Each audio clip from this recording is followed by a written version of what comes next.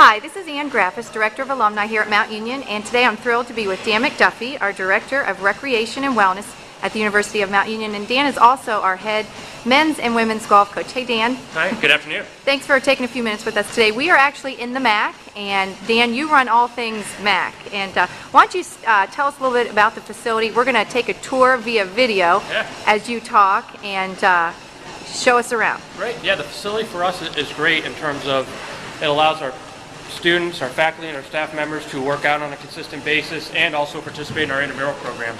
The facility is open from 6 a.m. to midnight, so it's a pretty popular place throughout the day, not only during the morning, but actually probably most popular between 10 p.m. and midnight. On our first floor, you can see we have our cardio equipment and some dials equipment in the back, and in the far back is our auxiliary gym, which our kids can take advantage of for dodgeball, intramural basketball. We do indoor soccer in there as well, and it's nice having the TVs throughout where students can watch TV, catch up on their soap operas, and also get their exercise in and stay fit. Far cry from a few short years ago when we didn't have near the facility. Oh, no question. And we go forward here a little bit. This is our field house. We extended the track, so it allows us to have a 200-meter track. We have 2 more basketball courts here, and then 4 tennis courts and 4 volleyball courts. By having this type of space, it's really enhanced our intramural program. I think before we built the McPherson Academic and Athletic Complex, we had about 600 to 700 students participate in intramurals. Last year we had more than 1,400, which is a large increase of students getting out, being fit, being able to socialize with other students in terms of with their intramural contests, and obviously a good way to maybe blow off some steam and good ways to release some stress. From a social standpoint, this is the place to be for our students today. I hope so, yeah. I like to think this is the place to be, yeah. Great. Well, let's continue the tour. Tell us a little bit, Dan, I know last year you had great success with the golf teams. Why don't you tell us a little bit about that? Yeah, we're really fortunate being in Ohio and being at such a great institution such as Mount Union. We're able to recruit some really good players. This past year on the men's side, we won the conference for the 3rd time in the last 5 years. We went to the national tournament and finished 20th. There we had Scott Miller was all region. We had a couple all-conference players, so we had a great year on the men's side and looking to continue that. And by having a facility like this, it really helps us recruit some of our incoming student athletes. Our women's team had a good year as well. We finished 4th in their conference. Mary Snowd, whose parents own Tandhoff Golf Course, which is a great benefit for us, finished runner-up in that tournament and is actually one of the better players in the region. So we're looking for her to have a great senior year, and both our men's and our women's team to continue on our success as we move forward. That's great. And as we move forward, let's try to go upstairs. Where are we heading now? We're going to go to the 2nd floor, which has a few more pieces of cardio equipment, but also some free weight equipment. Okay. And this is probably the more popular area of our MAC, where kids can take advantage of the free weights, work out up here in this area, especially for people trying to get ready for spring break and their new adventures throughout the year. This is kind of the fit area, and you'll see a few of our students working out now.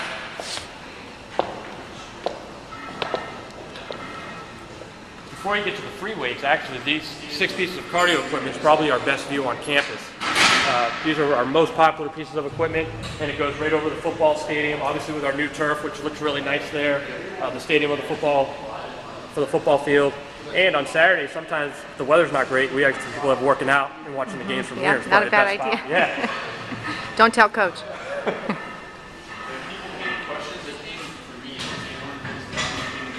So widely used even in the summertime. Even in the summertime.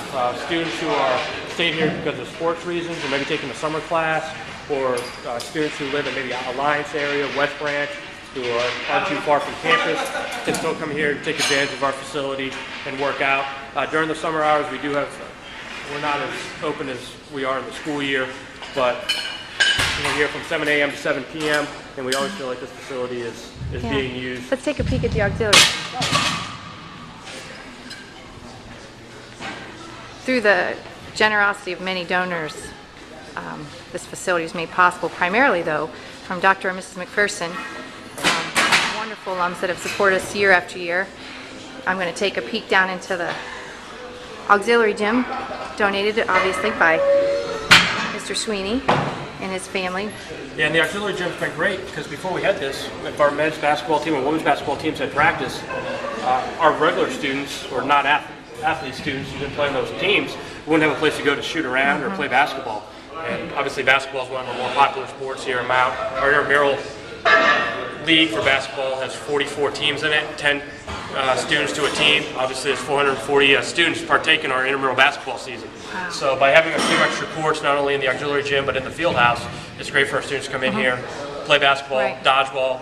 You can see soccer going on now. Right. So I've seen some things posted. What are some of the more unique intramural sports that you're offering? Some different things now, right? yeah, definitely some different things. We do a 16-inch softball league, which the softball is almost a little smaller than a volleyball, and that's a popular sport for our students because you don't have to use gloves, and the ball's a little softer than a hard softball, so you can still get that feel of baseball. You can play in a more limited space, and our students have really liked that. We do inner tube water polo, which takes advantage of our pool, and that's a comical thing to watch in itself. Our students have their backs parallel to the water inside an inner tube.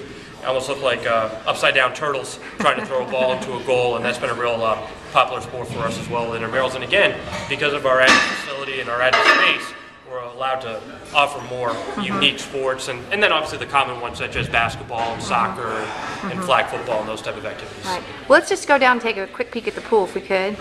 And we had some definite enhancements take place there.